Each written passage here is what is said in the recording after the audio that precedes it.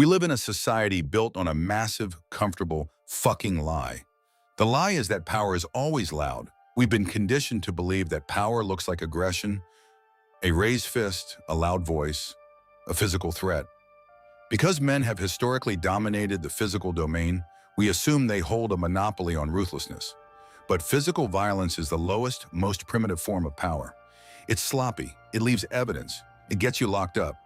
True, dangerous power isn't loud, it is silent, it is invisible. It doesn't break your jaw, it breaks your reality. Today we are talking about the dark psychology of covert manipulation. We are talking about the specific evolutionary arsenal of female psychological warfare. If you want to understand this, you have to strip away the modern bullshit of political correctness and look at evolutionary biology. For hundreds of thousands of years, men fought the environment and each other using physical strength. If a man had a problem with another man, they beat the shit out of each other. Women didn't have that luxury. A woman couldn't rely on brute force to survive, protect her offspring, or secure resources from a stronger male. So evolution forced adaptation. To survive, the female mind had to master the psychological domain. She had to become a master of social dynamics, emotional leverage, and covert influence. The ancient Greeks knew this. 2.5 millennia ago, the playwright Euripides wrote in Medea, "Women, though most helpless in doing good deeds, are of every evil the cleverest of contrivers." He wasn't calling women inherently evil. He was recognizing a terrifying biological reality. When you cannot win by force, you must win by cunning. You must learn how to manipulate the environment, the social hierarchy, and the mind of the man who thinks he's in charge. The problem is, modern men have forgotten this. You walk into relationships completely blind, expecting a fair fight. But you aren't in a boxing ring. You are in a psychological minefield. And until you understand the weapons being used against you, you will continue to lose your mind, your assets, and your soul. Let's break down the actual mechanics of this manipulation. The most potent weapon in this arsenal is weaponized victimhood. Machiavelli told us that a prince must learn how not to be good and to use that knowledge to his advantage. Covert manipulation takes this a step further. You learn how to be ruthless while convincing the world you are the victim. When a man is aggressive, he is penalized. When a woman plays the victim, she recruits an army. Society is biologically hardwired to protect the feminine. This is the women are wonderful effect, a documented psychological bias where both men and women associate more positive attributes with women than with men. A master manipulator knows exactly how to trigger this protective instinct. She will push your buttons, test your boundaries, and passively aggressively disrespect you behind closed doors until you finally snap and raise your voice. And the exact millisecond you react, the trap springs. Suddenly, your reaction is the problem, not the days of provocation that led to it. She shrinks back. She cries. She tells her friends she is afraid of you. She has successfully transferred the guilt of her actions onto your reaction. She is the innocent prey, and you are the abusive monster. This brings us to the second weapon, the reality distortion field. We call it gaslighting. Men operate primarily on logic and sequence. A happened, therefore B. But a skilled manipulator operates on emotion and perception. If she can control how you feel about a fact, she controls the fact. You catch her in a lie. You have the text messages. You have the proof. You bring it to her logically. Instead of addressing the evidence, she attacks how you found it. You invaded my privacy? How can I be with a man who doesn't trust me? You're insecure. You're paranoid. Within 20 minutes, you are the one apologizing. You are apologizing to the person who betrayed you. The Stoic philosopher Epictetus warned us about this exact psychological vulnerability. He said, if someone succeeds in provoking you, realize that your mind is complicit in the provocation. When you allow a manipulator to dictate the emotional frame of an argument, your mind becomes complicit in your own destruction. She doesn't have to win the logical debate, she just has to scramble your psychological compass until you doubt your own sanity. She drains your masculine frame by making you emotional, defensive, and desperate for her validation.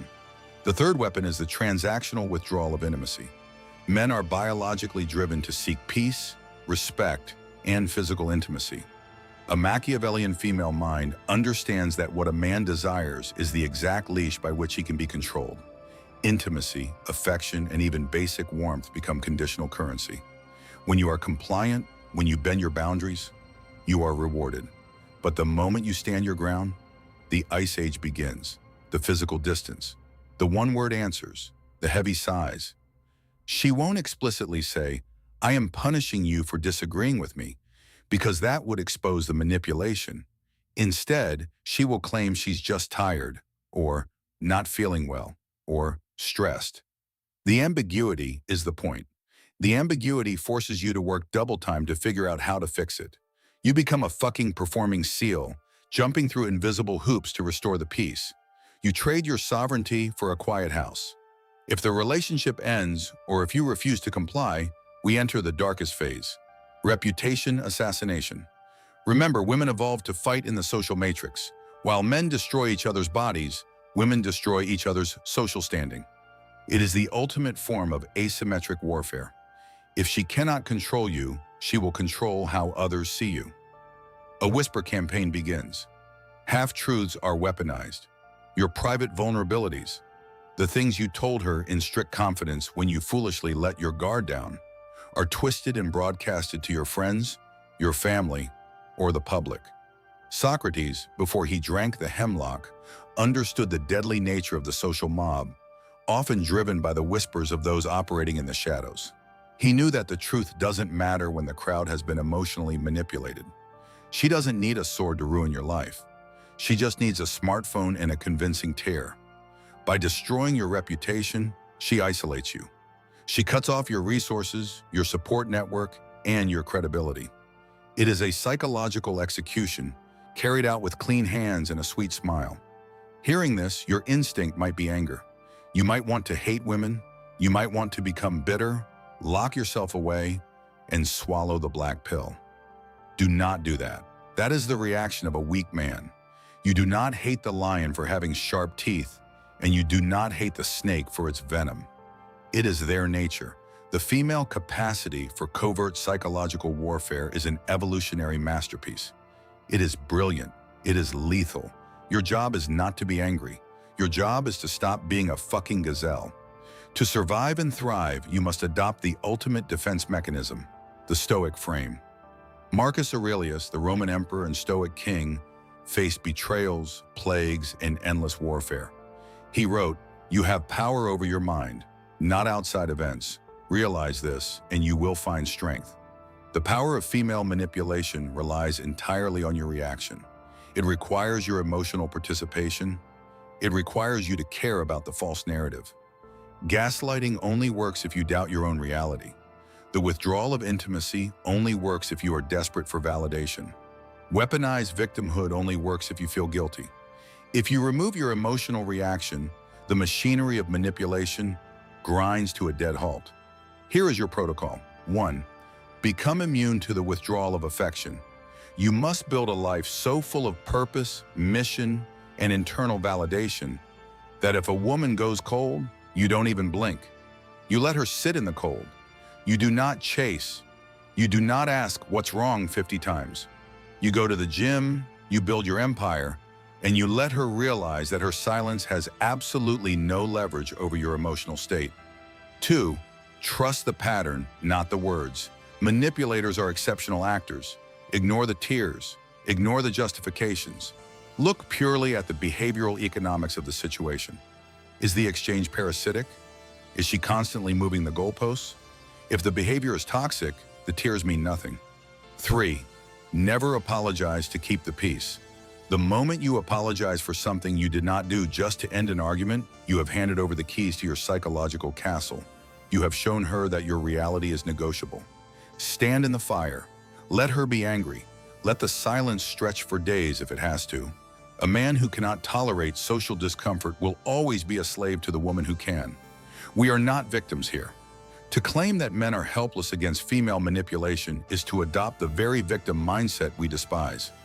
The ancient philosophers taught us that the world is dangerous, and it is our responsibility to fortify our minds against it.